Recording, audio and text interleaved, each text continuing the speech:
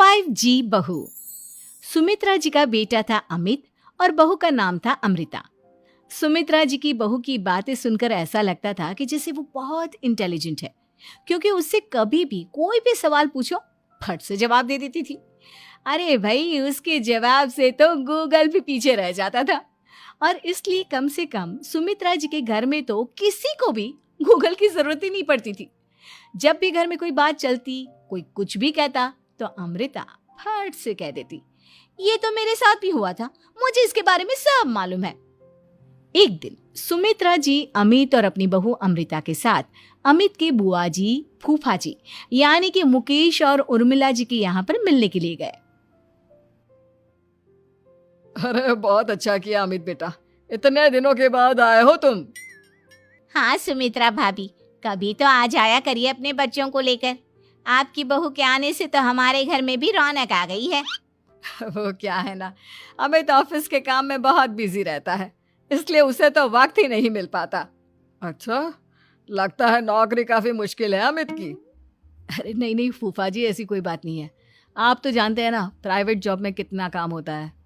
अरे कोई समझे ना समझे, मुझे तो पता है प्राइवेट नौकरी में इतना काम करना पड़ता है कि इंसान की आफत आ जाती है।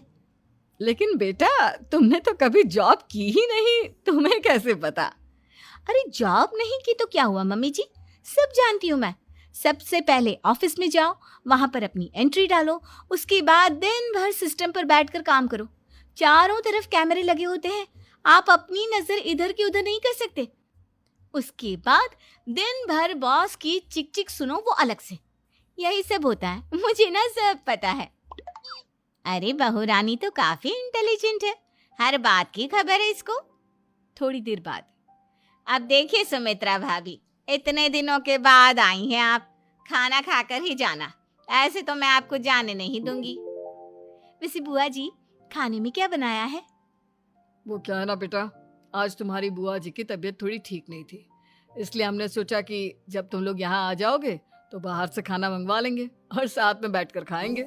लेकिन बस प्रॉब्लम इतनी सी है कि मुझे बाहर से खाना ऑर्डर करना नहीं आता। सोचा जब अमित आएगा तो उसी को बोल दूंगी। अरे मुझे आता है ना, मैं कर देती हूँ ऑर्डर। बताइए क्या क्या मंगाना है आपको? इटालियन, कॉन्टिनेंटल, इंडियन, पंजाबी, सब पता है मुझे। क्या बात है बहू, क्या घर में भी खाना रोज बाहर से ऑर्डर करती हो? अरे नहीं नहीं नहीं बुआ जी, ऐसी कोई बात नहीं है, बस मुझे ना सब पता है। कोई बात नहीं अमृता, मैं अपने फोन से ऑर्डर कर देता हूँ। अरे क्या बात है, आजकल ऑनलाइन डिलीवरी पर कोई ऑफर नहीं चल रहा है, वरना काफी पैसे बच जाते हैं। कैसी बात करते हैं अमित, मैं कह रही हूँ ना मुझे सब पता है। मुझे एक बहुत अच्छा ऑनलाइन डिलीवरी वाला मालूम है, जहाँ पर 50% ऑफ मिल जाएगा। और आज तो वैसे भी फ्राइडे है ना, फ्राइडे को तो उस पर 50-70% ऑफर मिलता ही मिलता है। अरे क्या बात है, इसके बारे में तो मुझे पता ही नहीं था।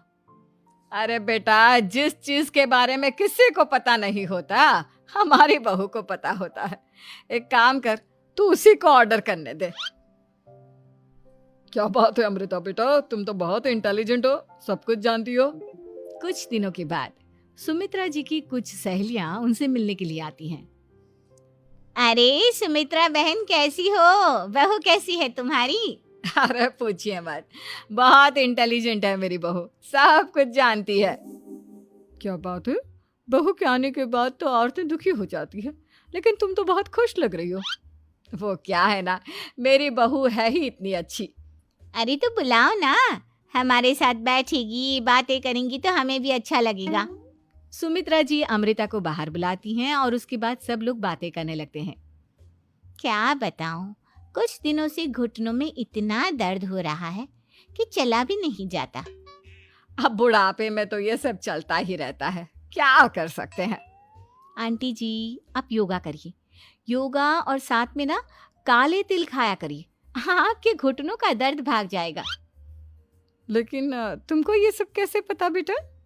अरे मेरे भी घुटनों में दर्द होने लगा था, मैंने योगा किया और काले तिल के साथ गुड़ मिलाकर उनके लड्डू बनाकर खाए, एकदम ठीक हो गए हैं मेरे पैर। अमृता, ये तुम क्या कह रही हो, इतनी कम उम्र में तुम्हारा